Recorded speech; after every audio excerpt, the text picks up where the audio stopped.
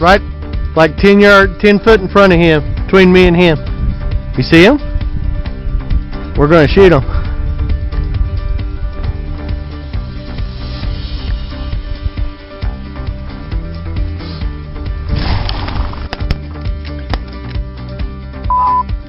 Hey! Hey! That was freaking cool!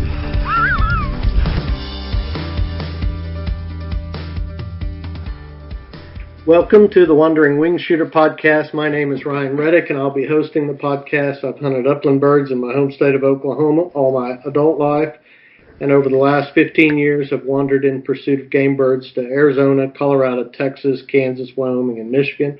This great country is incredibly majestic, and especially so when viewed from behind a pair of bird dogs. I've met dozens of wonderful people in the uplands, and I hope to introduce you to as many of them as I can through this podcast.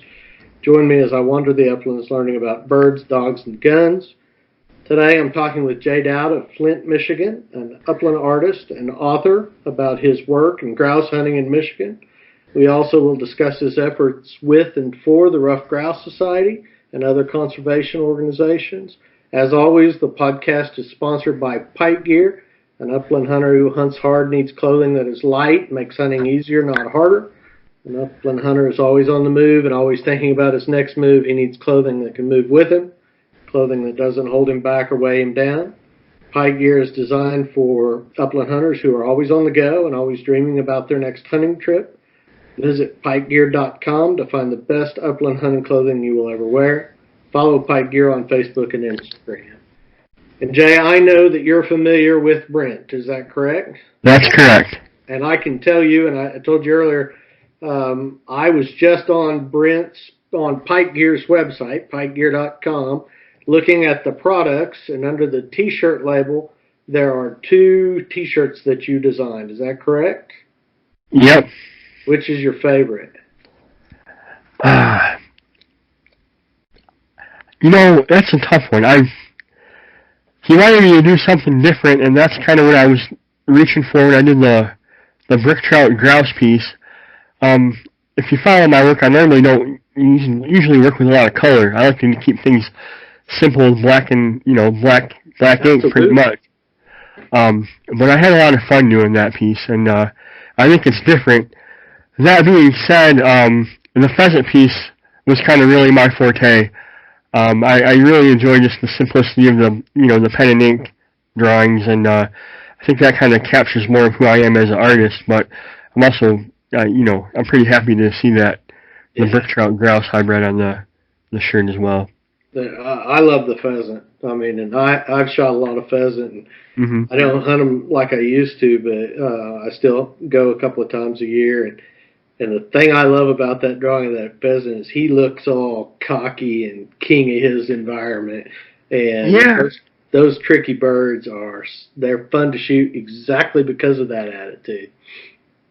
Yeah, when I drew him, I kind of wanted to make him a little bit abstract, maybe not, just a little bit different than your normal, pheasant art that you'd see on a T-shirt, because, as far as game birds on shirts goes, pheasants is probably the most popular one you'll see, as far as upland game go anyway. Oh, yeah. I wanted to make it a little bit different, and I hope I captured that. Oh, it's great. I love it. And I like the native grouse trout shirt as well. I love the color in it, but man, that cocky pheasant, it makes me smile. Well, I'm glad you like it. Brent had brought down a couple of T-shirts last fall late, and they were like this stretchy fabric. And Lord, don't ask Brent about fabric. He'll talk for like 45 straight minutes.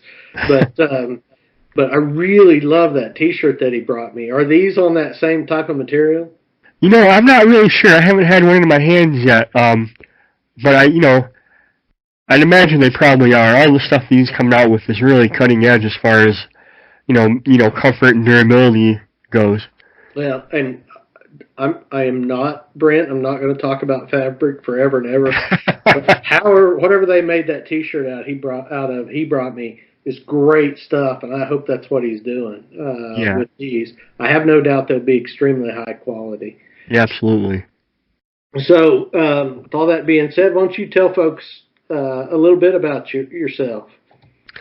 Well, I grew up here in Michigan, mostly hunting rough grouse and woodcock my whole life, but, a little bit of everything out here in the Great Lakes area. I was able to hunt, pheasants, grouse, woodcock, and even native quail here for a while, back when the farming practices were a little bit different around here and in the early 90s. And, I've done it my whole life. Now I'm very fortunate to be able to utilize artwork and continue to make upland hunting a part of my lifestyle. And I do artwork for most of the year. I do a little bit of writing, and I also am a full-time grouse and woodcock guide in the fall. And I love your grouse drawings. Thank you very much. I mean, and I've looked at, of course, and I'll just go ahead and put this out there, but if you're sitting and listening to the podcast and you're not driving and you want to get your phone and go to Instagram and get a handle on who J. Dowd is and who he's talking about with his family and this art that we're talking about, you can see it on his account, and it's Upland_lowlife. And we'll talk about that name a little bit later, Jay. But so in looking at those photos of those, I guess it's ink on wood. Is that right? Yeah, a lot of the stuff I do is pen and ink, and I like to use live edge walnut as my canvas as much as possible. Unless it's something really detailed, then I'll do it on like a high quality cloth paper. But I like the live edge walnut. I really think that it adds something to the drawing. I mean the wood. If you look at it, it's kind of an art in itself. Oh, I tried. I tried. It makes it special in a lot of ways. Sure, and I'll take the piece of wood, and that's kind of how I'll decide what I'm going to draw and how the bird is going to be moving and stuff. I'll try to kind of go with the grain of the wood as far as the bird's motion goes, and utilize any knots or checks or anything that might be in the wood, and kind of incorporate that into the drawing itself. And no two pieces are going to be anything alike. That's right. And for better or for worse, I can't make any prints or anything, so I have to, a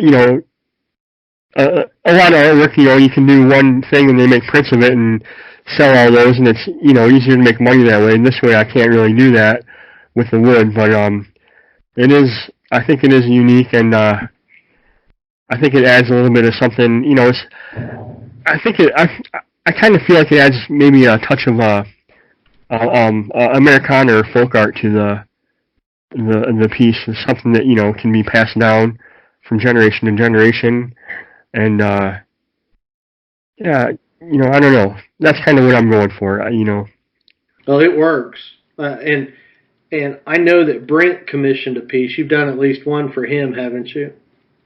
Man, I don't remember. I've done. He talked about it, so I'm sure you have. Yeah. So if I wanted you to do like a pointer or a bobwhite quail, wanted to commission you to do something like that, how would I make contact with you to initiate those discussions? Well, currently you can go find out my email address and everything on my Instagram account. Uh-huh. I do actually have a website that's going to launch here, hopefully in the next month. Uh-huh. That's when I'm going to start doing all my commissioned work, and I'll have. And what is it going to be, Jay? It's going to be called October Souls. OctoberSouls.com. Okay. But if I were to send you an email at the address indicated on your Instagram account, then that would be one way I could talk with you about setting up a piece getting done. Absolutely. Okay. And is that primarily how you do it now? Is you just make your drawings at request? Yeah. Currently, I've got,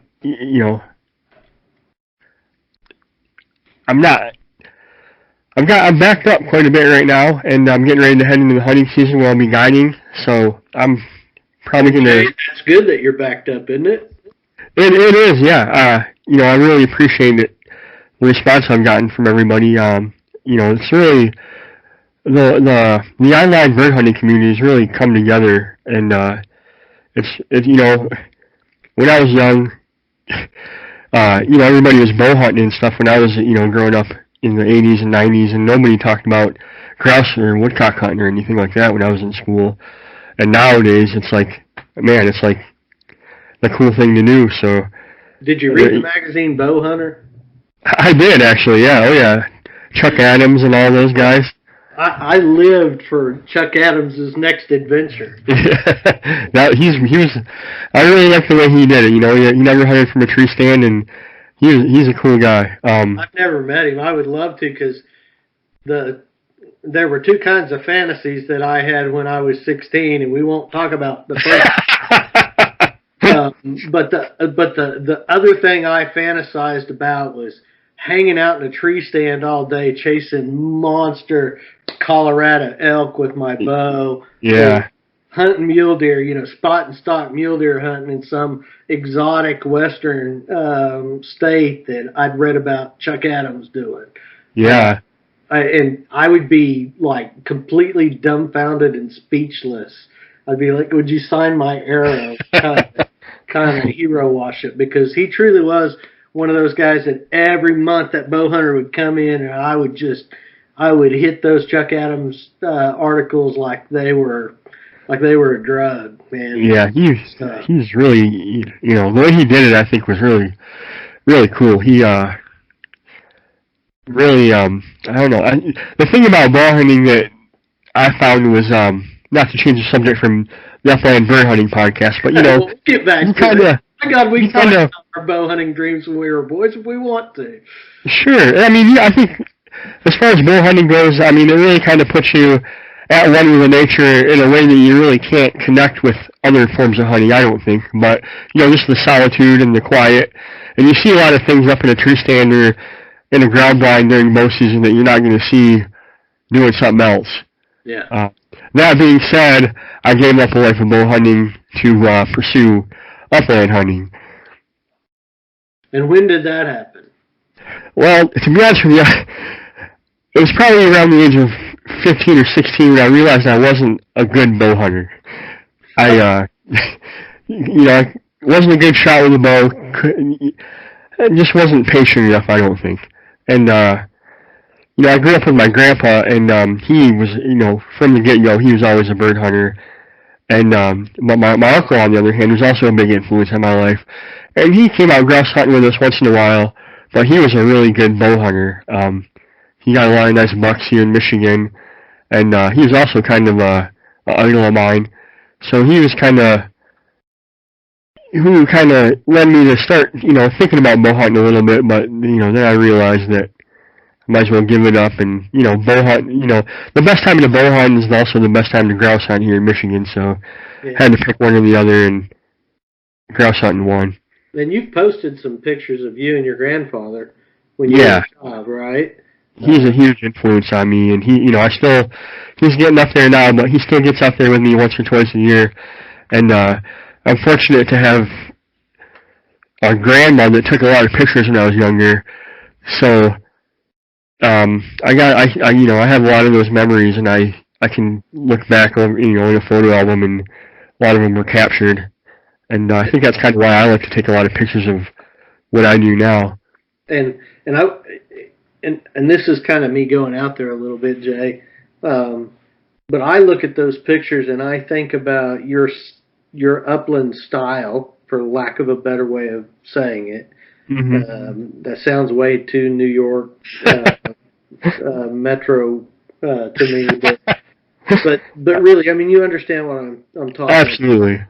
And it seems like there's almost a direct connection between those two things in my eyes. Is there any truth to that? I mean, absolutely. Not only the way I hunt and stuff like that, but I mean, he's molded me as a person.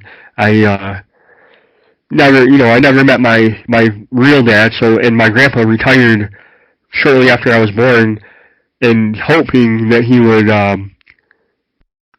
he probably hoped that he'd be able to live a life of during his retirement, being able to bird hunt as much as possible, and he did. He just found out that he had to take me along with him. Which turned out to probably be all right. It was all right for me. I hope that it was all right for him too. And I know it was, but. And what I was referring to, and I think you get this, is that like your fascination with classic American double shotguns, Sure. your ties to setters, your style that harkens back to what I'm going to call classic Upland. I think a lot of that comes from all those wonderful memories you have of hunting with your grandfather. Sure. And actually, my grandpa, he grew up, he was a farmer here in Michigan during, well, he basically the end of the, towards the end of the Great Depression. Yeah. And then, he, from his farm, he was in the Korean War, and then he came back, and when he had come back, he had planned to buy his farm on the GI Bill when he came back, but when he came back, he found that his parents had sold the farm. So, like so many people back in the 50s in this area, he started working for General Motors. And, but he never, being a farmer during that period, he would not spend the money on a nice gun. He just didn't put value on stuff like that. He saw it more as a tool. So my fondest memories of my grandpa hunting are the Harrington Richards single shot 12 gauge. I'll be honest. A lot of birds with that gun. He'd carry one extra shell in his forehand hand, and so he wouldn't put value on a shotgun the way I, unfortunately, well, for better or for worse, I do. But he would always talk about how a little Parker 20 gauge would be the best grouse gun there was out there. Yeah. It's kind of what got me on the path of liking Parkers and American, classic American shotguns.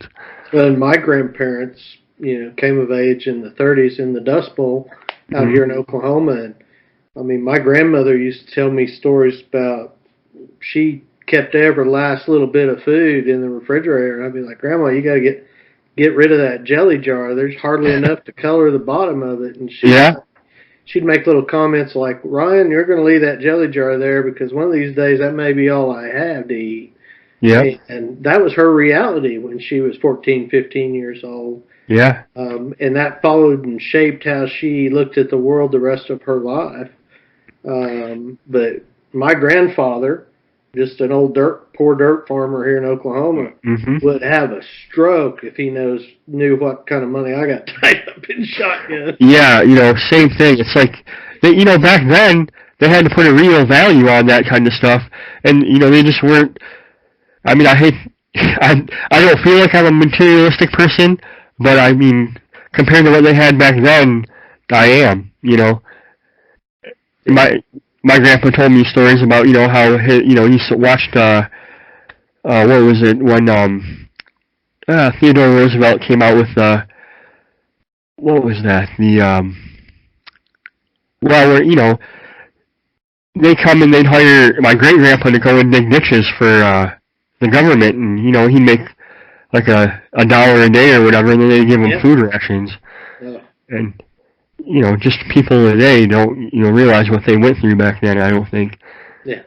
And I would think it would definitely shape a person's view of what's important in life.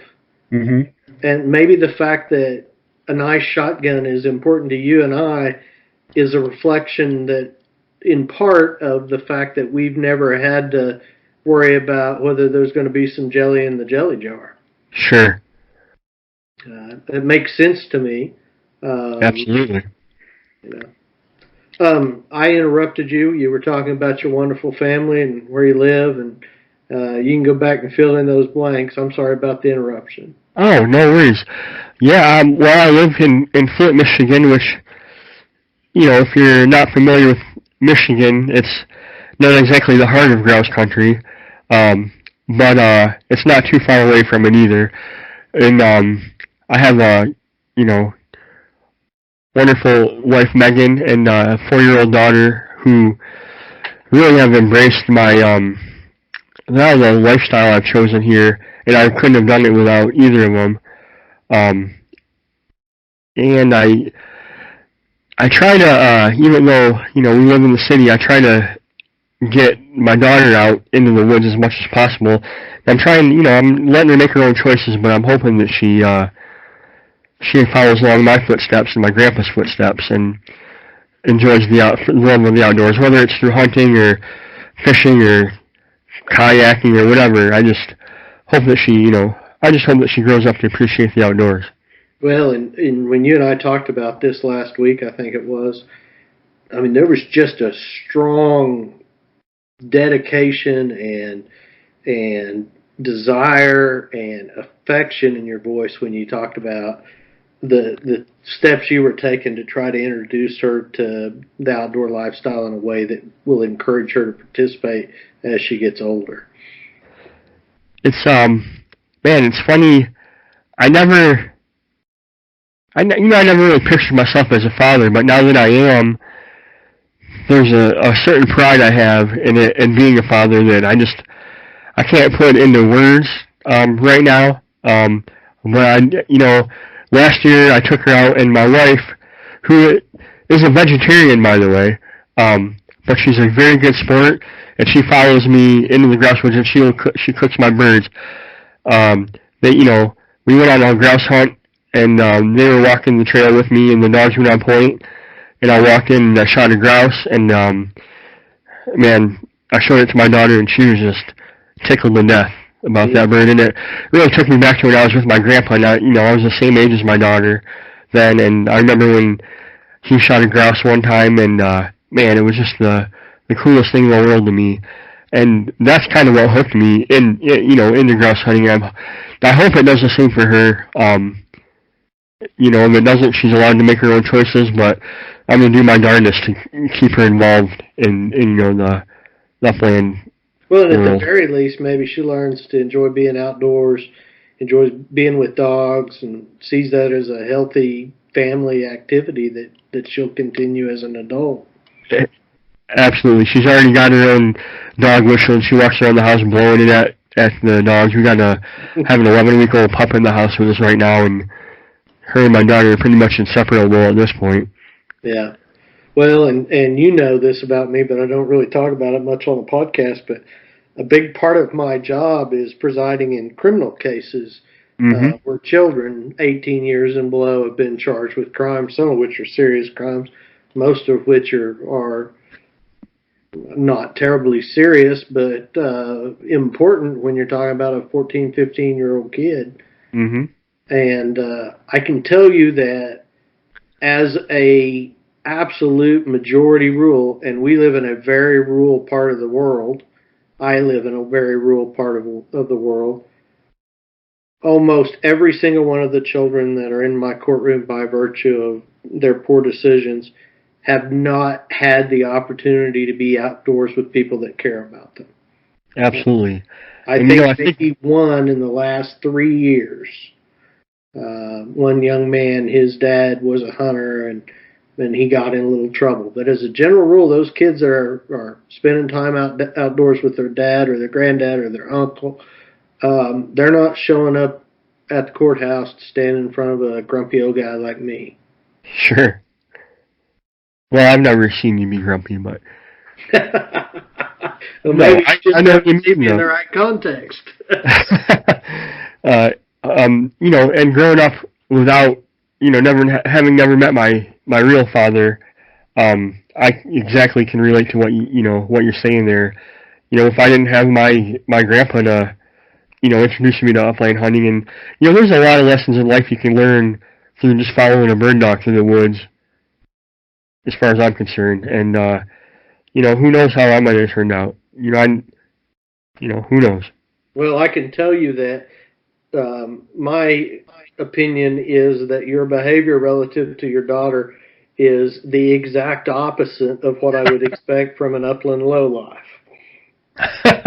Well, the name is kind of I'd hope, even though I might not look the part, I kind of feel like the upland lowlife name is kind of might be kind of a bit of a contradiction to the way I act in real life, but I don't know. I mean, that's part of what makes it interesting. And Exactly. people who don't know you would, upon first meeting you, think that you picked it because that was representative of who you are.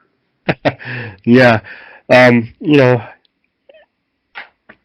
kind of, it's interesting how that name came about. It really, there's not really anything crazy behind it. It just kind of was a name that Upland hunting has kind of always been associated with, you know, over in England, in a lot of countries, really, aside from here in America.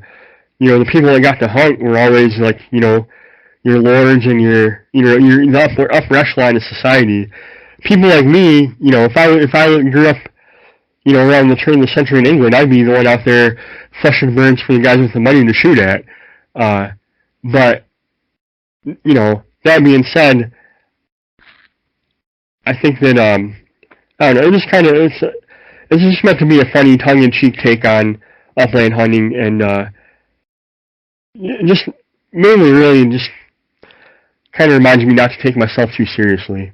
Well, I got a kick out of it the first time I saw it, and of course I'd met you when you came down to Oklahoma, and I'll just put it this way: I have seen some tattoo art in my life. I would say that most of the tattoo art that I get exposed to in my day-to-day life is not nearly as high quality of tattoo art as what you enjoy. But you do like tattoos, do you not? Honestly, that was a big part of my life. Well, I was a tattoo artist. I owned a tattoo shop here in Flint for 10 years, and I still love art, and I still love tattoo art. I don't get tattooed really much anymore since my daughter was born, and you know, I spend my money on other things like shotguns and ammo and dogs and stuff. But for a long time, tattooing was a big part of my life, and it really, you know, helped me become who I am. I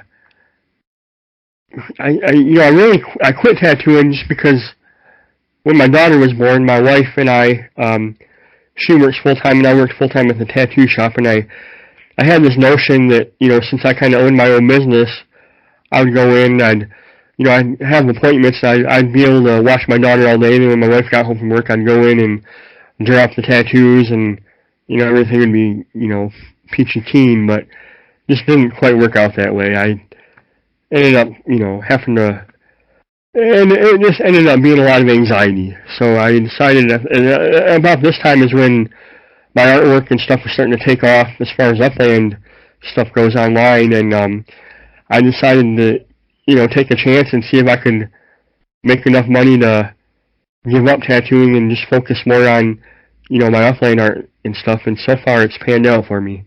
Oh, good. I'm so pleased. I have to tell you that dichotomy.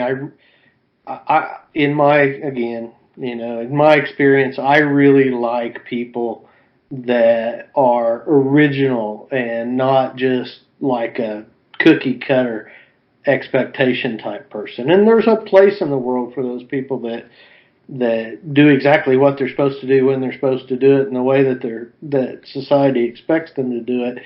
But my favorite people tend to not be those type of folks. Sure. So when I met you, and there's this guy dressed in what I'm going to say is classic upland hunting clothing, carrying I believe it was a Parker, at least one, and hunting behind a setter, who showed significant amounts of tattoo art. The dichotomy was and I would tell you that the way that you speak and the way that you talk, the elegant manner that you elocute, really kind of drives a lot of that dichotomy for me, and I really loved it. I loved that about you, and I think that handle that you use is such an awesome reflection of that for me, anyway. I appreciate that, and you know, a lot of people that see me online, I'm not, you know, I've actually gotten some hate mail online, people thinking that I'm, you know, this snooty guy that only hunts, you know, with people with setters and, you know, nothing but the finest double guns, and I mean, that really, you know, couldn't be farther from the truth. I'm I'm a common guy. I have a couple nice guns, but I mean, from a collector standpoint, my guns really, they're not collector guns. They're nice guns, but they're not, they're not collectible guns, and I've worked hard to get them. But I try to, I don't know the word I'm trying to look for here is You're trying to say you're a down-to-earth guy that people maybe have some wrong impressions about and think you're not that way. Absolutely. And with the online world today, it's hard to really tell who people are. You can say you're new, you can say you're anybody, but, it's hard to judge a book by its cover nowadays. I think what you like is quality, that you appreciate things that you see as quality, and you enjoy having them. And I don't think that is anything to be ashamed of at all, Jay. Thank you. I think that you reflect that not only in the items that you choose to own, but that you reflect that in your art. You reflect that in your manner of speech and your respect that you show for other people. I think that your choice to try to give voice to quality in all things in your life is probably my favorite thing about you. Well, I appreciate that, Ryan. I think a lot of people don't notice those things, and can only see that veneer that they want to paint on whatever is out there, and they spend 10 minutes with you and they'll feel absolutely different about that. I appreciate that, and it's funny because there's a lot of, I've got to meet quite a few people that I met online, and I've thought, well, I don't know if I'm really going to like this guy or not based on his profile or whatever, but man, there's really a lot of good people out there once you get to know them. Yeah, and they're not. I interviewed a guy last week, Edgar Castillo. You know him from Instagram. Yeah, White Birds. Yeah. Yep. Man, talk about a great story. Brought to the United States from Guatemala by his grandfather. His dad wanted to learn hunting, but didn't know where to start. But his next-door neighbor, Tom, there in Kansas City, who I see as like some trucker hat-wearing T-shirt guy that works as a mechanic down the road. It's probably not who Tom was, but that's how I envisioned him in my mind. Said, hey, I like to hunt pheasant. Won't you, my new Guatemalan neighbor and your young boy, come pheasant hunting with me? And they hunted his dad and Tom, whoever he is. They buddied up and went hunting together. And that has followed through in Edgar's life, where now he's taking young hunters that he works with under his wing and showing them the ropes about how to go out and find a pheasant or a quail there in Kansas. Yeah, and that's awesome. Yeah, it's a great story, and he's a great personality. And I'm sitting there listening to that, and I'm thinking about crap you hear on the news, talking about those people coming up from Central America in a way that paints them as thieves and criminals. And Lord knows I see my share of those same folks, but for every one of those, there's 10 of Edgar's grandfather that's trying to get. Yeah, absolutely. And where would America be without those people? Yeah. Wonderful guy, Edgar. If you get a chance to. Yeah, I'm familiar with Edgar, and I've been an admirer of his for a while. So, what were we talking about, Jay? I've lost. Well, we kind of went off on a tangent.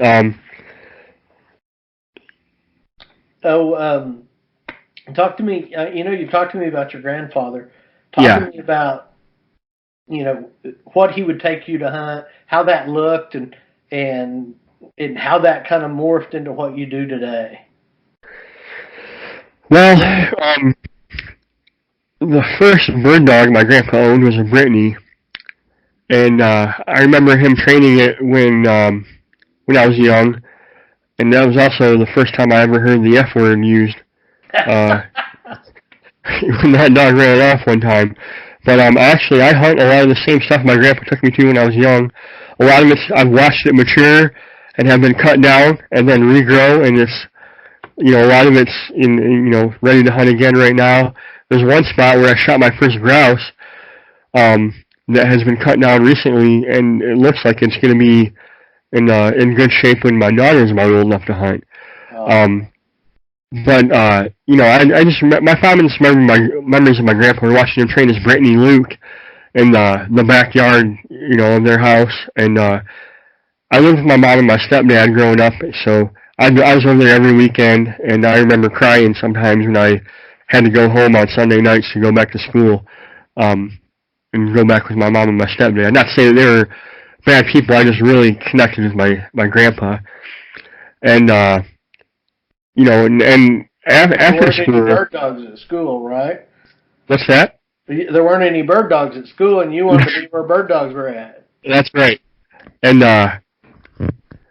after after I got old enough to hunt, and I was already, he'd already taken me grouse hunting and woodcock hunting a lot. After I became of age, he picked me up from school, and I grew up in Clio, Michigan, which it's a little bit north of Flint, and it's kind of it's not really rural, but there's parts of it that are rural. But he'd pick me up and take me back to his old farm that he grew up on, and he knew all the farmers, grew up with them all. And back then, farming practices were such where a lot of good farming land was good hunting land. And there was woods in the back of my Uncle Pete's house, which, he bought a lot from his parents while my grandpa was in the Korean outfit. So he had, I think 20 acres of their old farm. And so my grandpa would take me back, and there's a little aspen stand in the middle of the woods back in there, in between all the fields, where there's always, not a lot, but there's always a couple grouse, and a flight of woodcock would come and land in there every year. So we'd go back and we'd hunt those, and then the farmland around there held pheasants, and there was even a resident covey of quail that we'd go back and we'd take a couple of quail out of every year. Oh, that's awesome. I didn't know that. You didn't tell me you'd shot Michigan quail. Yep. Yeah, the first quail I ever shot was a wild Michigan quail, and it was cool. There was I forgot the people's names, but it was a series of my grandpa called them windrows or shelter belts.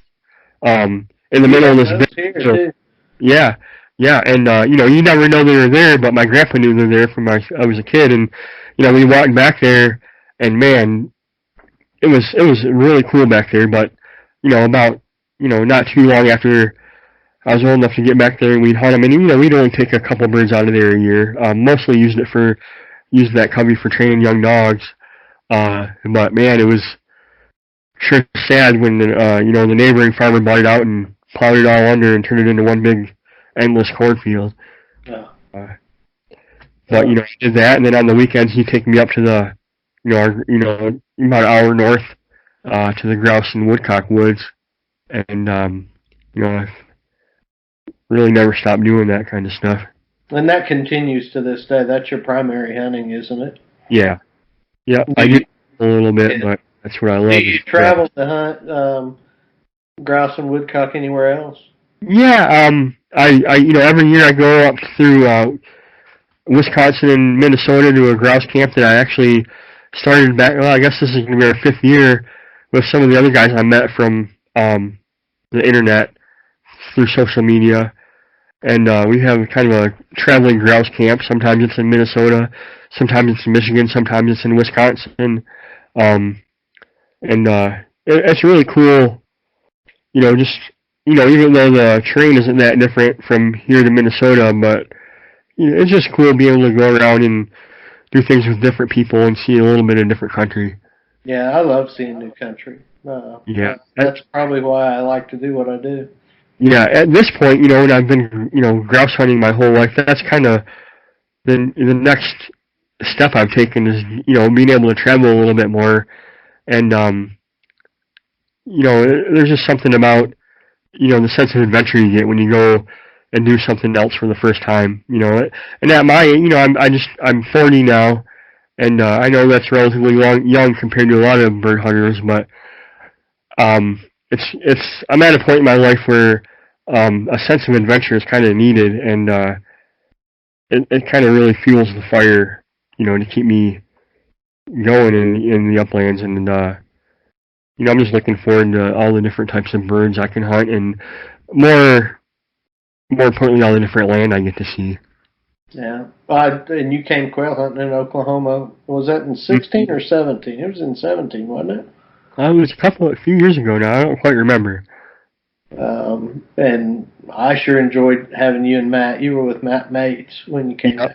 He's a good buddy of mine. I had a lot of fun with that guy. That was a great day we had out there. Yeah, it was fun. It was fun. You boys always love most of the Michigan guys I hunt with. They put on great field lunches. Yeah.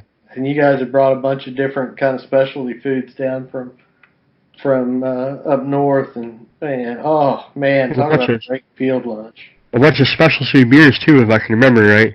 I think maybe you boys introduced me to the grapefruit shandy that particular field lunch. Oh yeah, we mixed Two Hearted with a grapefruit. Yeah.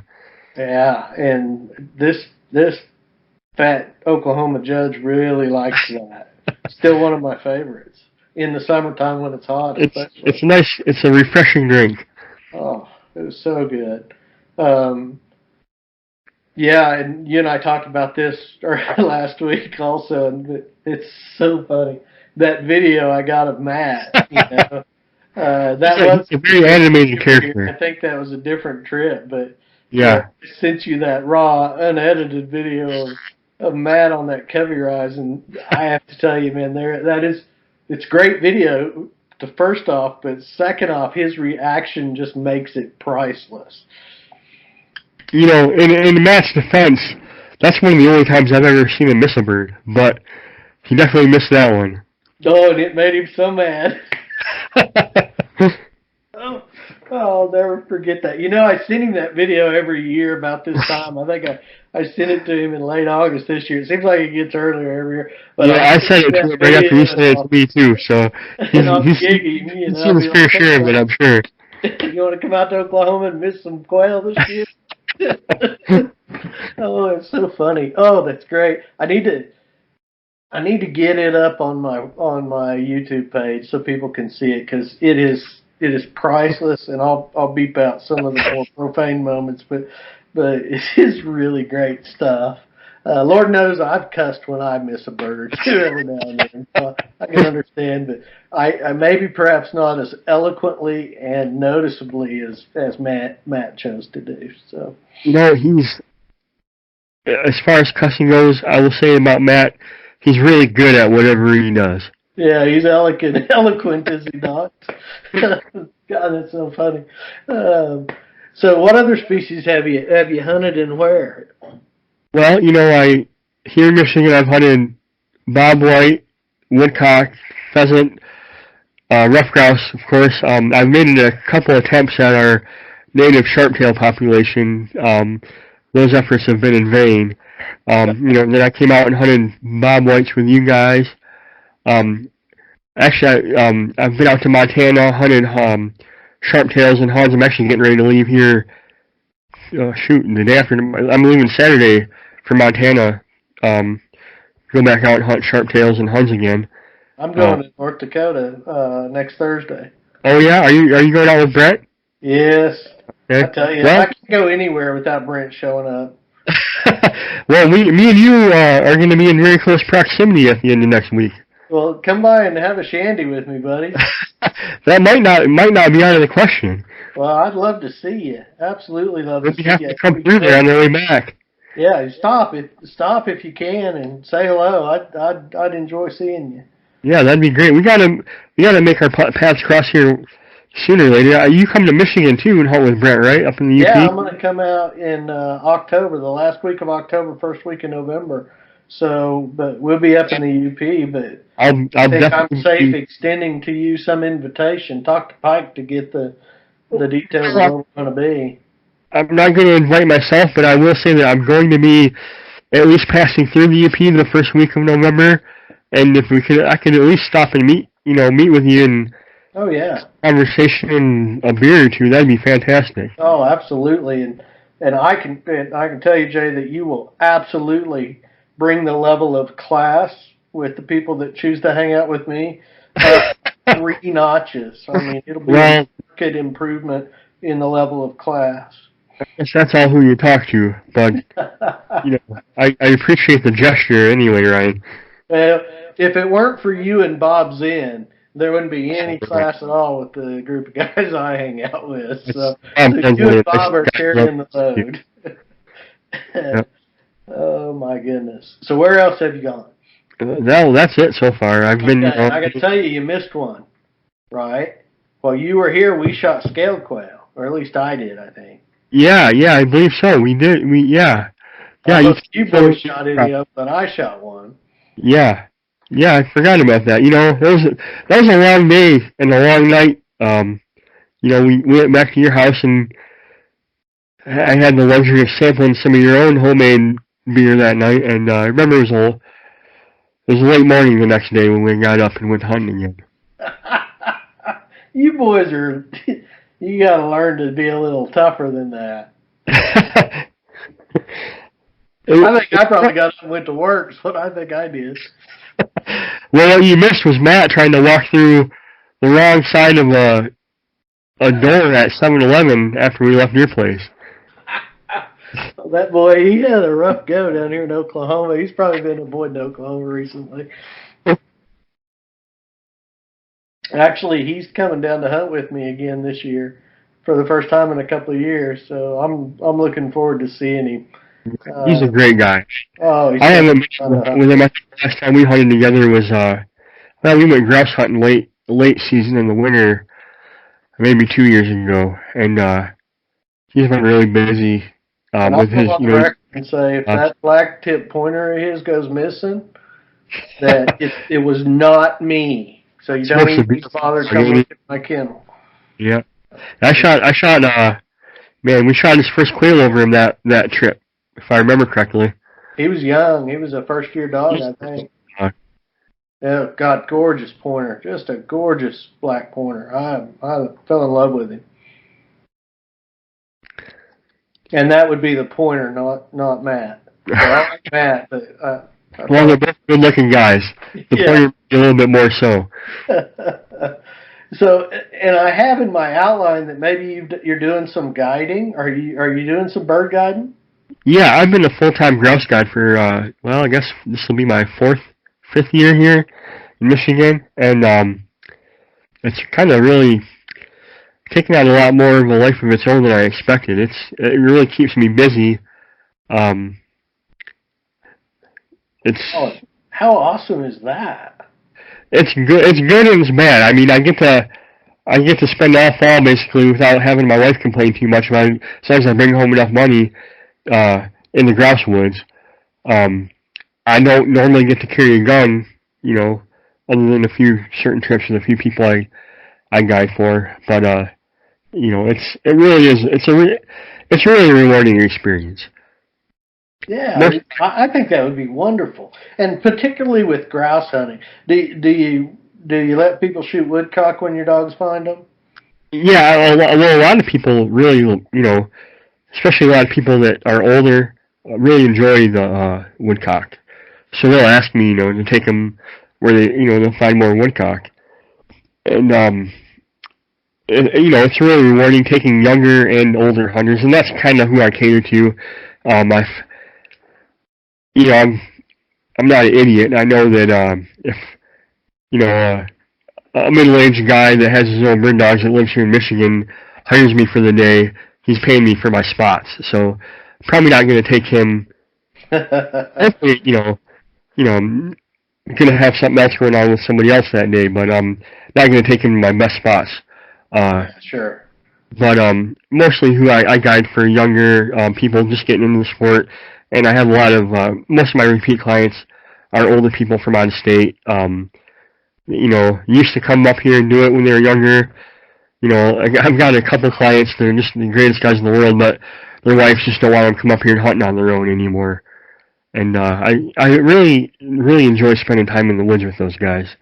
And they probably appreciate having somebody that does the legwork, puts everything together, and they can see a beautiful dog on point and maybe shoot a grouse, and have their scratch that itch that they've had their whole life without having to put up with the hassle of doing it all on their own.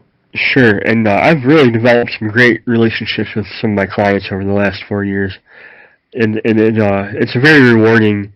It can be. I've only I've only had really one or two experiences that were negative, and that was right at the beginning of my career, and I've kind of learned how to. At this point in my life, I've kind of learned how to kind of avoid those situations and just kind of really kind of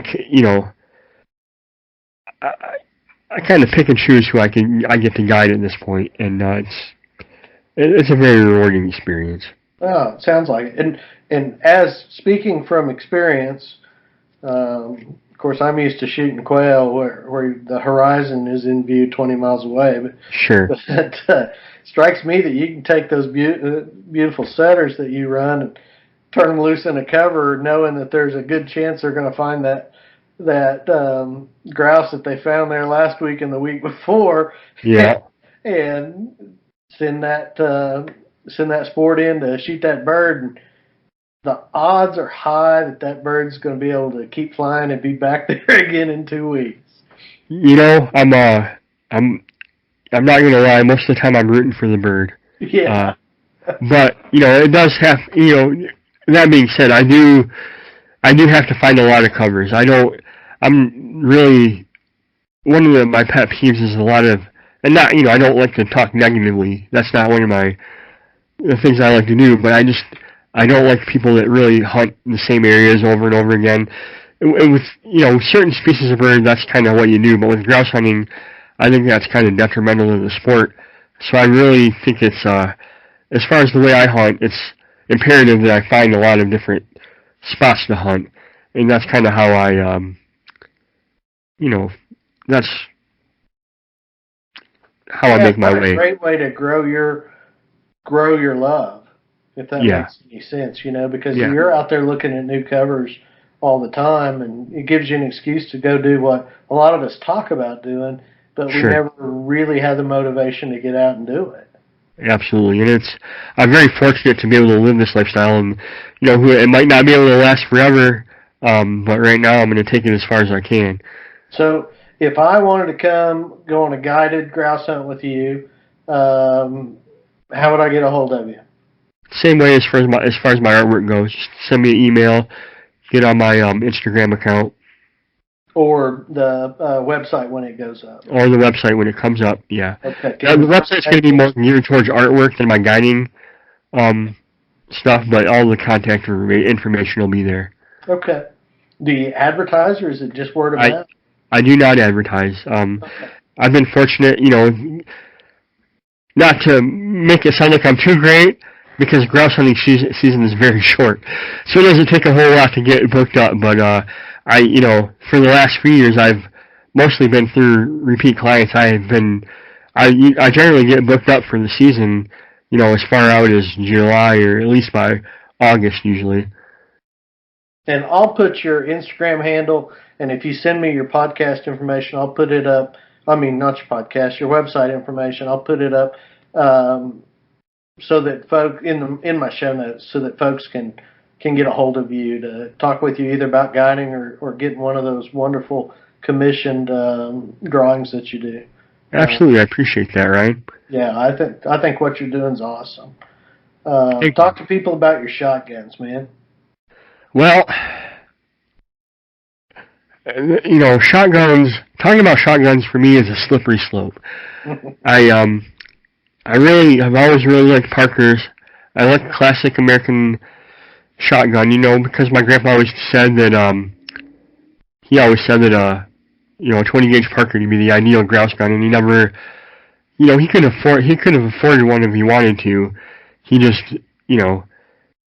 growing up, like I said earlier, he just wouldn't spend that kind of money on a shotgun. So, my first double gun was actually a cheap Spanish gun that my grandpa and I went on together. This would have been in the late 90s. It was about the time Hunting with Hank was on. And I watched him go out there every day, and I think Des. Yeah, I used to watch that. Yep, I think Des, Hunting with Hank and Doc on Point and all those shows. He used to shoot a Merkel, I think, but I always wanted a double gun, and my grandpa's his best friend and hunting buddy Freeman, his wife used to hunt with him, and I have fond memories of him and his wife as well. She passed away, and I bought his wife's. It was a cheap Spanish 20 gauge. It was called Ibergun, which was made in Spain for a company here based in Michigan called Richland Arms, and me and my grandpa, I think we bought it for $500. He paid $250, and I paid $250, and we went in together on it, and man, I couldn't hit a damn thing with that gun, and it was built for her, a woman, and I'm 6 foot, 220 pounds, but my grandpa's a little Irish guy. So I'm like, well, Grandpa, I can't hit anything with this. Why don't you see if you can use it? And he loved that gun. He shot a lot of birds with that gun. So I just kind of let him have it. And over the years, I hunted with my first grouse gun was had a Winchester 1300 youth 20 gauge from when I was young. Then when I got a little bit older, I got the 1320 gauge adult model. And I took the youth barrel off the youth gun and put it on my adult gun. So it was a really short, compact 20 gauge Winchester pump. And I shot a lot of birds with that. And my dad still carries his Model 12, Winchester Model 12, that his dad bought him in 1958. Man, that's a great story. See, that's what I always wanted. I always wanted, like, the classic double gun that your grandpa passes down to you, but unfortunately I never, well, I mean, I guess I kind of knew had that, because even though I don't hunt with it, that's the one gun I would never sell, is that, the cheap Spanish 20 gauge I just described to you guys. Yeah. But I started going to school for architecture, even though I never finished, and I used some of my money I had set aside, and I bought a Benelli 20 gauge ultralight. I just can't see you carrying one of those. I shot it very well. They come with the shim kits and everything, and you set those guns up, and man, that thing's keeping me like a dog. I'm saying they're great guns. Yep, I love that gun. A lot of guys that carry Benellis, they are reliable, and they do exactly what they're designed to do. Absolutely. But they're not a double gun, are they? No. And then, shortly after I had that, and I did great with that gun, that's about the time I started getting kind of hooked on classic Upland literature, for better or for worse. And, I read Burton Spiller and George Bird Evans and all that, and I needed to have a double gun. So I traded that in. Shoot, what was it? It was SKB 200, one of the SKBs that they made for Ithaca. And I had that gun for a while. That was my first side-by-side that I hunted with a lot. And I did good with that gun. And then, I kept on trading and nickel and diamond and this and that for other guns until I finally was able to get a Parker. And since then I've had a few Parkers. And now that I've had a few Parkers, I'm kind of getting into English guns a little bit, and even going back into the, I guess you'd call it my roots, and going back and getting into Spanish side-by-sides a little bit. Well, that's a surprise to me. You had indicated maybe you were come around to a new addiction when it comes to guns. Well, what are you looking at? Well, I think my favorite is always going to be I've always been really interested in American history, Americana and folk art and stuff like that. And I think just because of that, I'm always going to, American side-by-sides are always going to be my first love. But the gun I shoot best probably right now is probably a AYA number 2 20 gauge that I was able to get from my buddy Frank. And I had, it's been custom fitted, and I shoot that gun very well. Well, good. And I bet it's a beautiful gun. It's a nice gun, and I know they're an expensive gun, and I don't want to paint the picture that I'm a man of means and can go out and get any gun I want. But my friend Frank gave me a sweetheart deal on that gun, and so I'm really just like kind of a working class guy that lucks his way into getting a couple nice guns here or there. Well, that gun landed in good hands, is my opinion. And in that Parker that I think I hunted with when I was with you, that Damascus barrel Parker. Yeah, beautiful gun. Love it. I miss that gun dearly. Oh, but did you trade it? I traded that for an English gun. And I both, I kind of regret it, but I had to scratch an itch being the gun.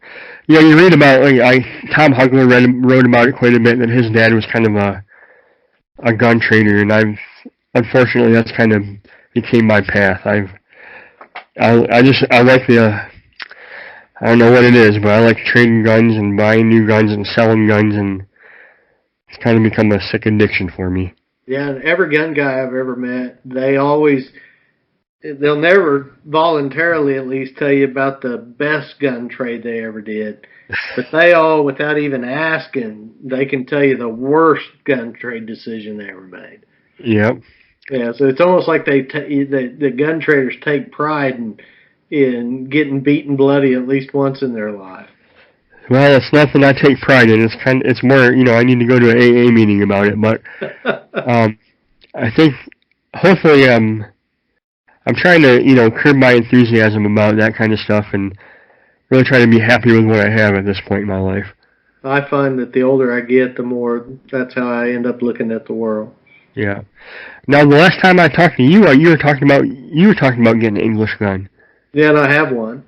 I bought a London-made double gun, Frederick Beasley. Oh yeah.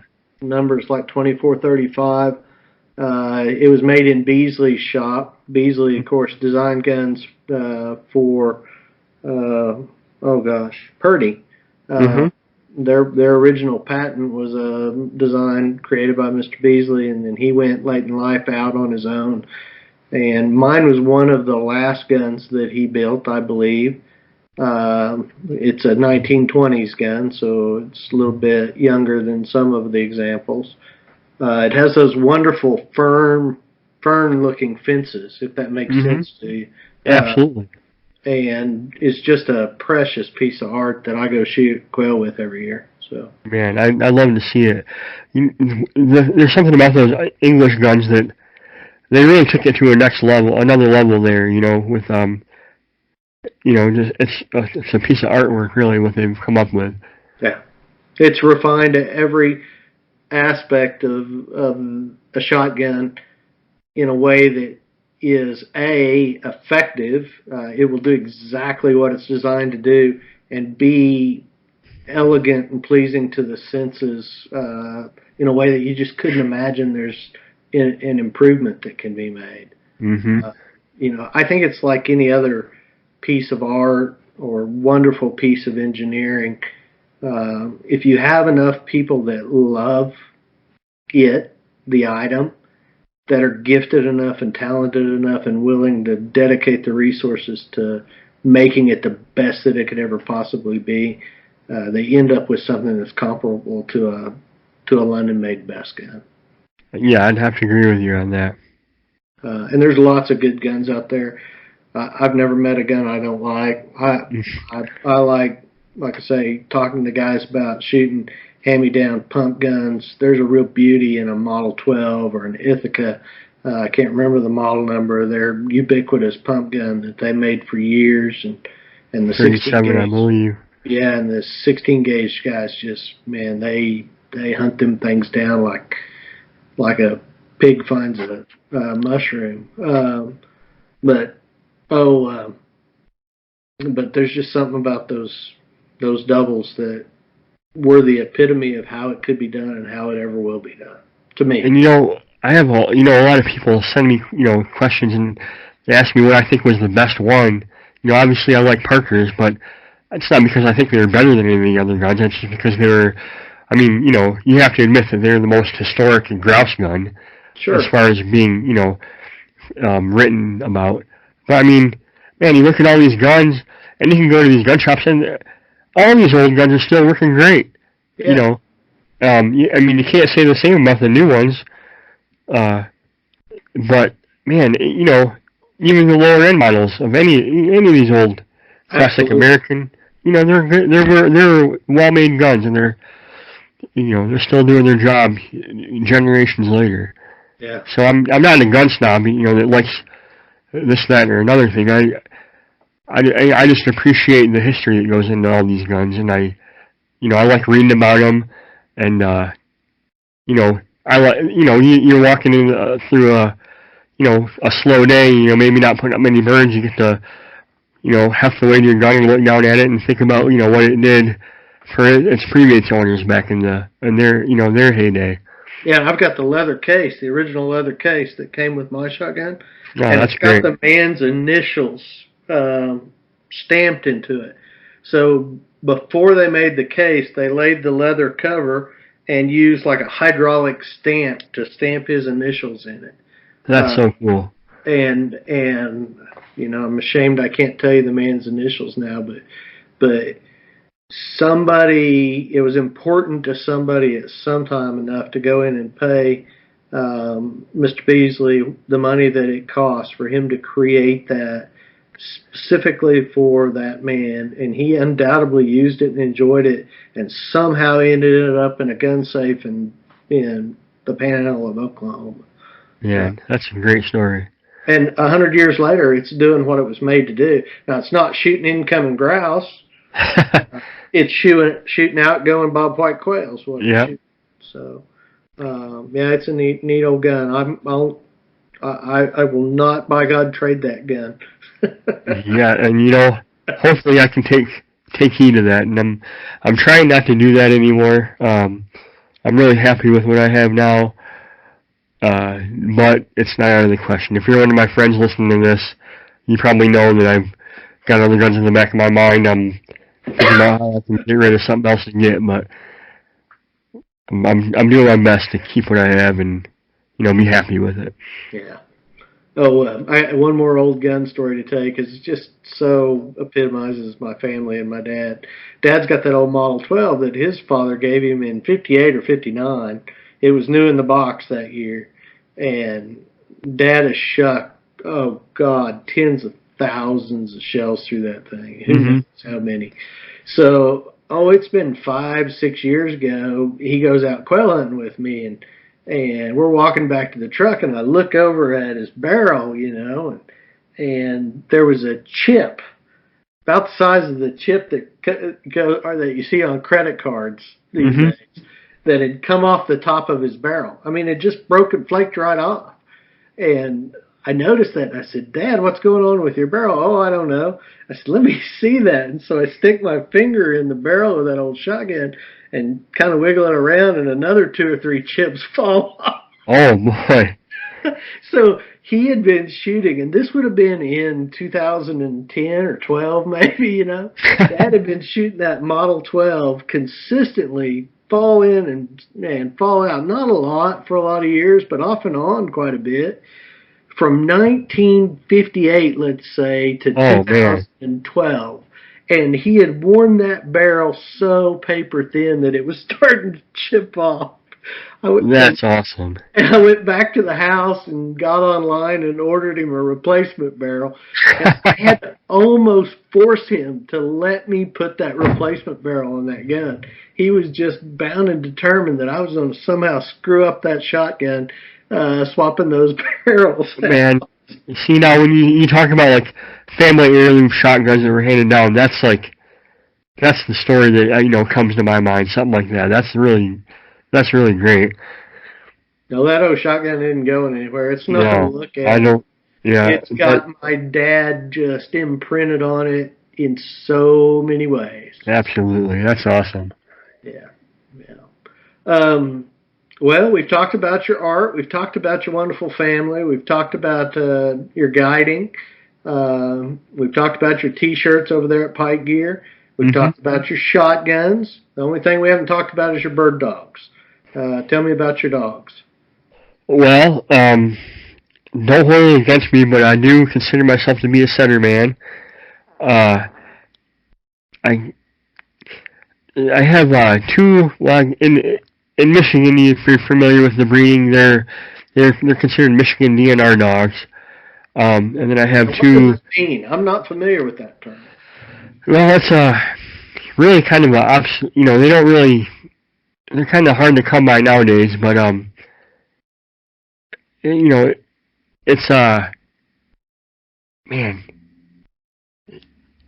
I'm not really good at talking about dog bloodlines and stuff, but well, just tell me why you love your dogs. Well, why I love them. Why I like setters in particular. I grew up. My grandpa had that Brittany. That was the first bird dog I ever knew, but he actually bred short hairs. And all my first birds I ever have, and all my first memories of killing birds were over short hairs. But my stepdad, when this was in, I think I was in 10th grade. This was in 1995. I don't know if anybody's familiar with the Burnt Creek lineage from Jim Marty, who has since passed away, from North Dakota. He back in the time, these are some of the top setters of the land. That's where your ghost training, your jet training, all that came from. He got me a setter from him in 1995. I was in 10th grade at the time, and my grandpa had short hairs, and this setter I got was man. If I would have known what I knew now about how to work with bird dogs and whatnot, and especially given the grouse populations back in Michigan here in the mid to late 90s, man, I really wish I could have him back, but he was kind of wasted on me at the time. He was really a really good dog. I had a hard time controlling him, and I didn't have enough money to send him out to a trainer or anything. But that being said, I do have a lot of fond memories of that dog finding birds for me. And he subsequently changed my grandpa from being a short hair guy to being a setter guy. So then he started getting these Michigan DNR dogs, which is a classic Michigan line of setters. I don't really know how to describe them other than they're kind of a cross between your, like a Ryman type, more of a showy type dog than a field bred dog. Okay. And they really are the best of both worlds. They look good, and they're great house dogs, and they're really a really great field dogs. They can tear it up out there. Not they got a lot. They're really a kind of a versatile, do it all type of a dog. And then I have now, since that line is kind of fizzled out, it's hard to find breeders that do that anymore. I have two of those dogs. Now I have two, I guess you'd consider them athletic Ryman type dogs, which are, the classic Ryman type dogs, like, they're big dogs, aren't they? Well, my dogs are not. My dogs look like miniature versions of the big dogs. But the Rymans are generally bigger, right? The Rymans are generally bigger dogs, which has always been, the traits indicative of a Ryman dog has always been a dog that you can show and could be, was at home in the field. There's going to be a lot of people that'll yell at me for saying that. That's my opinion anyway of what they were. It's the dual type English setter. So the dogs I have now, they look good. I think they look good anyway. A pointer or somebody else might not think they look good, but they're both, they have a lot of the characteristics, a lot of the attributes of a show quality dog, but they also have characteristics of a field bred dog. So they hunt faster and harder than your average Ryman, but they have a good pace, and I found they're really good grouse dogs, and they're really good companion dogs to have at home too, especially when you have a family like I do. But they've woven their way into my heart, regardless of how good they are or how bad they are, and I love them. That's just kind of I probably won't have anything other than these type of dogs from here on out. Well, and I never really, growing up in Oklahoma, I was never exposed to the setters. Hmm. But when I started spending time with you fellas from Michigan, the guys always have, a token setter or two in their string, Sure. and so I've had the opportunity the last 5 years or so to spend quite a bit of time behind setters, some little old tiny fieldbred dogs that I just think are the epitome of class and style and can run with any pointer I've ever seen, and all the way up to the bigger dogs, like what I imagine you're kind of describing, that maybe don't have quite the range, Hmm. still just are gorgeous to watch run through the woods and beautiful on point and just as birdy and gamey as any dog that I have a chance to have hunted behind. Absolutely. And I get, a lot of people say, this dog's better than that dog's better than another. And man, I've hunted over a lot of dogs, and it really, man, there's great dogs of all breeds. And I'll every once in a while I'll rib on somebody for having a short hair or a pointer, and I love short hairs and I love pointers. It's just, you know how it is. It's kind of like the nature of the bird dog hunter to be able to kid around about that kind of stuff. You got Yeah. to take it all in stride. Well, and to me, what makes a bird dog beautiful is it depends on the circumstance and the dog, and I mean, oh, Mike Carmody's got a big old male setter that's orange ticked, and when that dog's on birds and on point and set up, he is just I mean, he is the epitome of what a beautiful setter on point is going to look like. Big old Hmm. long straight tail and hair just flowing, and man, he looks all business. And you don't know whether to stand there and take a deep breath and soak in the view, or hustle Right. your butt up there and shoot the bird. Right. You're torn between the two. And then I've got a little female pointer, Dot, and she's just nothing but muscle and sinew and tail. And when she locks up on point and that tail's sticking straight in there, and every muscle in her body is tense, so she looks like a little old white weightlifter. Uh, you don't know whether to take a step back and soak in the beauty, or whether you want to run up there and flush that covey of quail. And There's Pike, beauty. I don't know if you have much you've hunted behind Brent, but he's his old pointer. And God, I just talked to him about her tonight, but I can't remember her name. But she's got a broken tail, so her tail's got at least one hitch in it. She's had both back knees replaced, and so she's knock-kneed or pigeon-toed really, because her Hmm. knees bow out. So even when she's on point, she's got this odd hip placement, and her tail will be sticking up, but it'll be like in 3 dimensions almost. And just the ugliest damn dog that you've ever seen. But beautiful when she's on point. The heart in that dog, I mean, she is just nothing but heart, and got one heck of a nose on her, and is such a wise bird handler that Hmm. she goes on point. There's no doubt that there's birds there, and there's no doubt she's set them in a way that is going to give you a chance to shoot into them.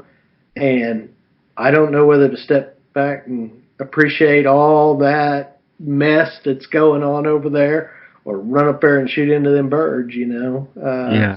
Beauty's in the eye of the beholder a lot of times. Exactly. It really does take all kinds to appreciate that. Yeah. And there's just a connection between a man and his bird dogs that I know there's other people out there that hunt without dogs. I couldn't, I wouldn't do it. I wouldn't hunt birds if I didn't have dogs.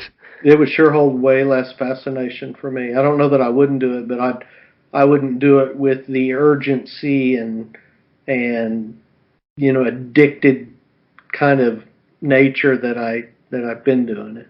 Hmm. Yeah, absolutely. It's they become even the ones that aren't so great. They endear themselves to you, and you don't, for me anyway. Man, I just don't know where I'd be without these dogs. They become part of my family. And really, it's the time spent when I spend alone with my dogs that I really appreciate them. I mean, I have times when they'll go out and do something great with my friends, and they'll praise me. But what I really appreciate the most is when I get to go out and hunt by myself, and then they'll, man, I remember I hunt a few years ago when I took my oldest dog out, and my best dog, Georgie. And I met up with a buddy, and she had a great day. She played, a few grouse, and he shot one, and I shot one, and we parted ways. And I decided I was gonna stop into another spot on the way to where I was going and let her run. And man, it was just one of those days. The sky's blue, the air's cool, and there's birds. The birds are just out. And she went and, man, she pointed like 6 or 7 grouse. And I'll be damned if I didn't miss every damn one of them. I couldn't hit a single one. And finally, she pointed another one. It was one of those days where you knew after each point and miss, you just had the confidence that you'd be able to walk another 20 yards and she'd go on point again. And finally, I knocked down, another one. And, man, I remember sitting on the tailgate with that bird and drinking a beer, and it was an early November day, and man, it was, life couldn't have gotten any better. Yeah, and that's kind of. Those days are just so special, and I was watching Dot. I was hunting Dot late last winter, and she goes on point, and I'm all excited, and because she'd handled the bird and set it and done everything like she was supposed to, and she's locked up just solid as a rock. And I take a couple of pictures of her before we walk up there. It was me and Mike Carmody, and I'm stoked, and I'm going to shoot this quail. It is no way it's getting away. Well, it gets up, and it's a meadowlark. It's not a game bird. And she'd set that meadowlark neck. Nobody's business, but I couldn't shoot it, so it flies off, and I'm like, doggone it, that's disappointing. And Mike said, when you look at those pictures 5 years from now, 2 years from now, you're not going to remember whether it was a quail or a meadowlark that flushed. Yeah. You're not going to remember where you shot or whether you missed. You're going to look at that and you're going to say, wow, look at her. Yep. So, and to me, that's a big part of why I do what I do. Yeah, absolutely. And, man, when I was out there, we hunted over your dog, Rhett. Yeah, Rhett. He passed last December. Man, I'm sorry to hear about that. He's a hell of a dog, wasn't he? Man, that dog was something else, that's for sure. And he wasn't a big old running dog, but he was savvy when it came to finding quail, and he was fun to shoot a bird over. Man, these dogs, they have ways of endearing themselves to us that, it's hard to, you just can't put a number on it or anything like that. It's just, I bought that GoPro on a lark, on a whim. I've always liked taking pictures, and I thought, well, maybe I can figure out some way to make use of this. And so I bought that GoPro camera that I've owned for years now, and on a whim, and started filming my bird hunts, and I've got several hours both of raw video and probably 50, 60 videos of Rhett pointing birds, and me flushing them or somebody else flushing them and shooting them. So 10 years from now, I might not be able to remember if a bird got up or not, but I'm going to put the video in and tell you if it did. Sure. I can't tell you how precious that is to me. Absolutely. Because, there's almost a day go by that I don't think of him, and it gives me great pleasure to be able to go back and watch him doing what he loves so much to do, what he lived for. He was never more happy than when he was out running through the sagebrush. I'm sure happy to be able to say that I was able to spend a day in the field with him. Yeah. Yeah, he was a pretty special dog. So, well, I have certainly got my allotted time from you, Jay. Is there anything else that we haven't talked about that you want to tell people? Man, I can't. Nothing really comes to mind. I think we covered all the bases. You want them to support the Rough Grouse Society is a memory of one other thing we talked about. I am a, any of these organizations that,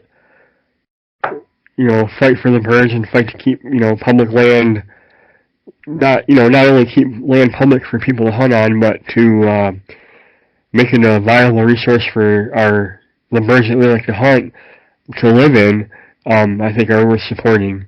The Rough Grouse Society just happens to be my pet organization, and I do a lot of work for them, and I'm kind of proud of the work they get done. If I were a new grouse hunter in Flint, Michigan, and wanted to get involved with the Rough Grouse Society, either to meet other hunters or to give back to the sport that I've decided I want to participate in, how would you go? How would I go about doing that? Absolutely. You can look it all up online. Get a hold of anybody. Get a hold of me or anybody in our chapter. You can via the website.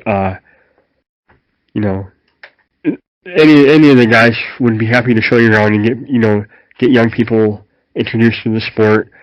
It really is part of their mission to keep the sport growing as far as the new generation goes. And we need more hunters. We need new hunters.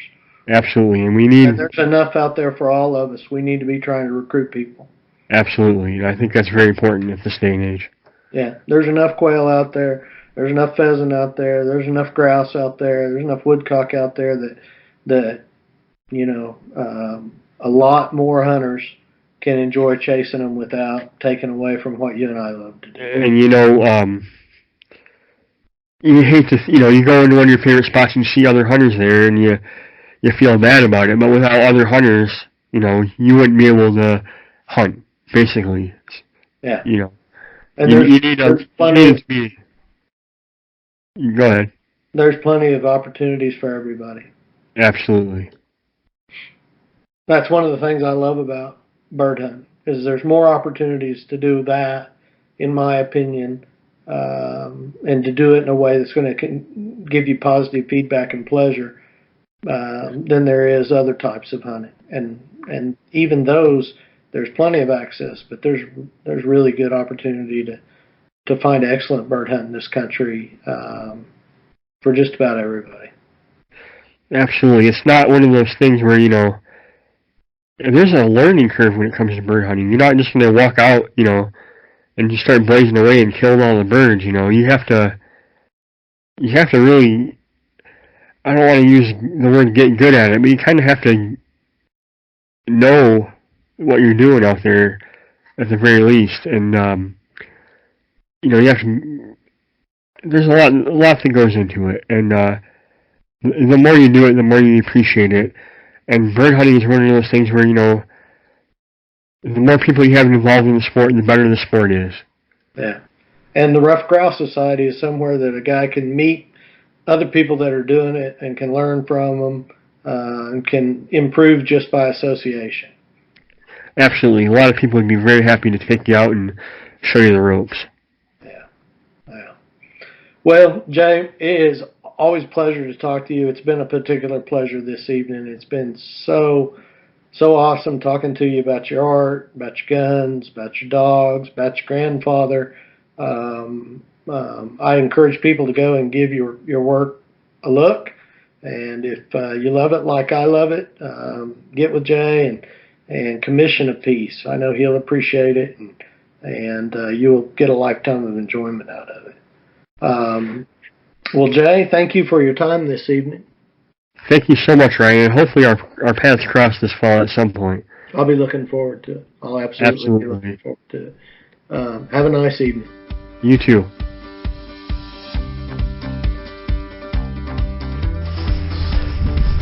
I don't know about you, but I'm crossing.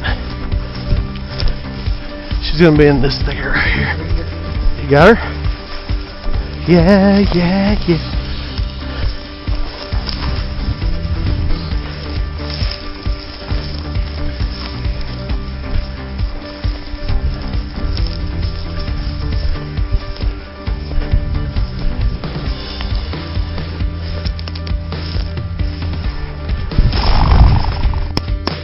Canada mist.